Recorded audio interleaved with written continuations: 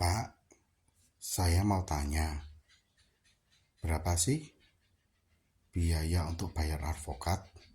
Karena dengar-dengar kalau bayar biaya advokat sama kasus yang kita hadapi bisa-bisa banyak juga tuh biaya yang diperlukan untuk bayar advokat. Selamat malam teman-teman, ketemu lagi dengan Mega Wijaya. Kali ini saya mau membahas tentang masalah terkait dengan pembayaran biaya untuk jika kita menyewa advokat. Jadi gini, kalau teman-teman semuanya atau Bapak Ibu mau menyewa advokat, pastikan bahwa satu, masalah itu belum ruwet. Yang kedua, pastikan bahwa Bapak Ibu dan teman-teman itu ingin menyelesaikan masalah ini dan tidak menundanya. Jika kedua hal ini sudah dipegang, maka silahkan bertemu dengan advokat.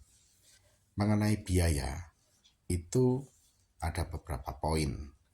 Tapi yang jelas, Bapak Ibu semuanya harus mengerti bahwa untuk biaya advokat itu juga ada untuk biaya persidangan dulu yang pertama, yaitu tentang biaya pendaftaran kasus, lalu kemudian biaya pemanggilan penggugat, biaya panggilan untuk tergugat, biaya pemeriksaan setempat, biaya sumpah, biaya penerjemah, biaya redaksi, dan biaya meterai itu ada untuk biaya berperkara di pengadilan. Nah, hal kedua itu adalah biaya untuk advokat. Dasarnya adalah pasal 21 ayat 2 Undang-Undang Nomor 18 Tahun 2023 mengenai advokat. Ya, dalam hal ini masalah pembiayaan itu sifatnya tergantung dari kesepakatan antara Bapak Ibu dan advokat tersebut. Tetapi perlu dipahami bahwa akan ada yang namanya honorarium advokat, lalu kemudian biaya akomodasi, biaya transport atau untuk operasional fee, lalu juga tingkat kesulitan dari kasus-kasus yang dihadapi, lalu juga dari nama besar si advokat sendiri, lalu pengalaman atau jam terbang dari advokat itu, dan juga adanya kewajaran.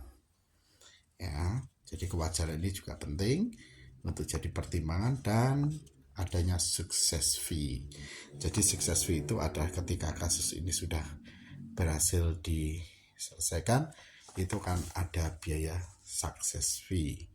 Nah, besaran jasa pengacara itu tergantung dari kesepakatan. Dalam hal ini begini, seorang pengacara akan melihat dulu bagaimana kemampuan dari Bapak Ibu.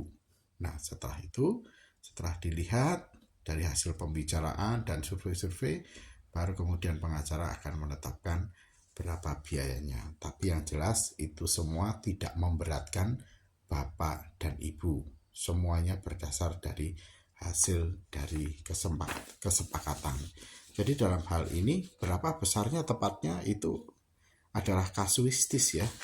Jadi tidak bisa diselesaikan berdasarkan satu patokan tertentu, tapi melihat dari kerumitan-kerumitan dan besaran-besaran efek yang dihadapi itu menjadi bahan pertimbangan-pertimbangan yang akan digunakan juga sebagai salah satunya untuk penentuan berapa biaya yang diperlukan. Terus juga hadir tidaknya pihak tergugat itu juga akan menjadi bahan pertimbangan. Di samping itu juga jika tergugat tidak diketahui alamatnya, ya dalam hal ini berpengaruh juga pada tarif advokat karena harus ada pemanggilan di media massa, dan ini juga mengeluarkan biaya ya. Dan pastikan untuk hal-hal tersebut di awal ketika Bapak dan Ibu ingin menggunakan advokat itu harus jelas di awal. Jangan sampai seorang pengacara nanti menawarkan pembayaran murah di awal tetapi kemudian membengkak di belakang. Nah, itu tidak bagus. Jadi di situ nanti akan ada dokumen mengenai perjanjian jasa penggunaan advokat. Nah, di situ akan dijelaskan semuanya. Jadi Bapak dan Ibu berdasar kesepakatan dan sudah mengerti apa saja yang harus dikeluarkan untuk menyelesaikan kasus yang akan Bapak Ibu selesaikan. Dan jangan terjebak juga dengan penawaran-penawaran awal yang murah. Nanti di belakangnya banyak tagihan-tagihan. Ya, contoh misalkan nih tagihan tentang biaya tetap, kemudian biaya berdasarkan warta, lalu biaya dari kombinasi keduanya, lalu juga biaya kontingensi, ya, dan juga contohnya lagi adalah mengenai biaya-biaya penetapan itu berdasarkan periode waktu. Nah, hal-hal seperti ini harus disampaikan di awal atau diketahui oleh Bapak Ibu di awal. Jangan sampai hal ini membuat Bapak Ibu nanti terbengong-bengong, kaget-kaget, loh kok nambah lagi, nah sehingga malah Bapak Ibu jadinya khawatir. Nah, itu biasanya yang dikhawatirkan orang-orang, waduh bayar pengacara itu pasti mahal. Tidak Bapak Ibu, tidak mahal, tetapi semuanya berdasarkan kesepakatan dan berdasarkan kasus yang dihadapi, ya. Dan sebenarnya hal ini kalau dikatakan ya tidak ada standar bakunya, tetapi sebenarnya yang paling penting adalah Bapak ada niatan untuk menyelesaikan kasus agar tidak bertele-tele, tidak tambah ruwet, dan tidak contohnya nih merembet ke anak, merembet ke generasi berikutnya. Nah, itu yang harus dihindari, karena banyak sekali di luar sana ya udahlah nggak usah dipermasalahkan, tapi sebenarnya itu malah justru menambah keruwetan permasalahan. Jadi Bapak dan Ibu, demikianlah